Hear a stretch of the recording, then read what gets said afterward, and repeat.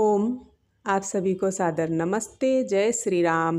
मेरे YouTube channel वसुधा के रंग में आप सभी का स्वागत है। बंधुओं, जलियांवाला बाग हत्याकांड हम सब ने पढ़ा है, जो बहुत ही हृदय विदारक मार्मिक था। सन 1919 में जो हमारे हिंदुओं पर, निहत्थे हिंदुओं पर सामूहिक रूप से गोलियां चलाई गई थीं, जिससे सामान्य जनमानस बहुत ही डर सहम गया था। ऐसे में अमृतसर में सभी को पुनः जगाने के लिए, हिम्मत बढ़ाने के लिए और कुछ नीतियां बनाने के लिए एक बृहद अधिवेशन होना बहुत आवश्यक था। उस समय हमारे देश की एक ही पार्टी थी, कांग्रेस। इस हत्याकांड के बाद सारे कार्यकर्ता बहुत ज़्यादा भयभीत हो गए थे। समय का अभाव और कार्य की कठिनाई को देखते हुए कोई भी इस अधिवेशन को करने के लिए हिम्मत नहीं जुटा पा रहा था। ऐसी स्थिति में स्वामी श्रद्धानंद जी के लिए दिल्ली से एक पत्र आया और उनसे पूछा गया, क्या आप इस बृहद अधिवेशन के उत्तरदायित्व को निभाने के लिए, अपने ऊपर लेने के लिए तैयार हैं?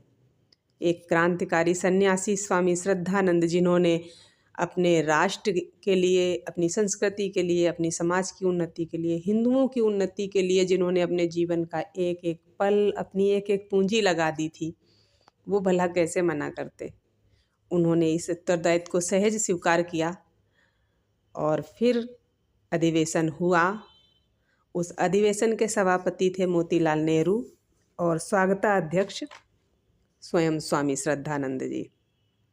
वो स्वामी श्रद्धानंद जी जो उस समय देश की बहुत बड़ी हस्ती थे, जो चाहते तो अपने ऊपर राजनीति में सबसे बड़े नेता का ताज पहन लेते, लेकिन वो तो एक सन्यासी था, उसे कुछ नहीं चाहिए था। उसे सिर्फ हिंदुओं की उन्नति चाहिए थी, स्वतंत्र राष्ट्र चाहिए था, देश में पुनः गुरुकुलों की स्थापना चाहिए थी। और उसने सोचा कि कांग्रेस पार्टी जो है हमारे देश की, वो इस समय अच्छी भूमिका निभा सकती है। इसलिए उन स्वामी श्रद्धानंद जी ने आर्य समाज के विरोध में जाकर भी कांग्रेस का जोर शोर से प्रचार प्रसार किया, अधिवेशन भी किया। फिर ऐसा क्या हुआ था कि स्वामी श्रद्धानंद जी ने कांग्रेस से अपना हाथ खींच लिया था?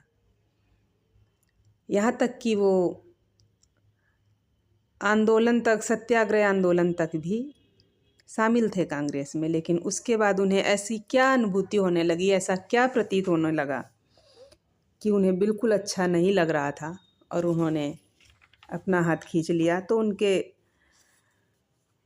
पुत्र, जिन्होंने पुस्तक लिखी है, उनके पुत्र इंद्र ने, मेरे पिता स्वामी श्रद्धानंद जी, उसमें वो एक जगह शामिल करते हैं कि उनके पिताजी ने एक पत्र लिखकर उन्हें बताया कि वो जो सत्याग्रह आंदोलन है वो एक खिलाफत आंदोलन का अंग बन गया है, और जो गांधी जी हैं वो मुसलमानों का समर्थन प्राप्त करने के उद्देश्य से उनकी अनुचित मांगों को स्वीकार करने लगे हैं। स्वामी श्रद्धानंद जी को ये नीति बिल्कुल पसंद नहीं आई, इसलिए उन्होंने कांग्रेस को त्यागपत्र दे दिया। और वो चाहते थे कि भारत माता के उद्धार के लिए हिंदुओं का एक संगठन बनना चाहिए, पर हिंदुओं में एकता के अभाव में, पारस्परिक द्वेष भावना के होते हुए ये संगठन कैसे बने, यही समस्या उन्हें उद्विग्न करती थी। इसी समय उन्होंने एक पत्र लिखा अपने पुत्र इंद्र को, जिसमें वो कहते हैं, मेरे प्यारे इंद्र, इस पत्र के साथ मुसलमान नेताओं की अपील तुम्हारे पास भेज रहा हूँ। इसे ध्यान से पढ़ना। अहमदाबाद में सब्जेक्ट कमेटी की बैठक में प्रश्न हुआ था कि गांधी जी को मुसलमानों के मजहबी मामलों में दखल देने का अधिकार ना होगा। उस समय मैंने पूछा था कि हिंदू सिख आदि का कोई जिक्र क्यों नहीं। मैं जो अपील भेजता हूँ, इससे मालूम होता है कि मुसलमान भारतवर्ष और हिंदुओं को केवल अपनी जत्थादारी की दृढ़ता का एकमात्र साधन बनाना चाहते हैं।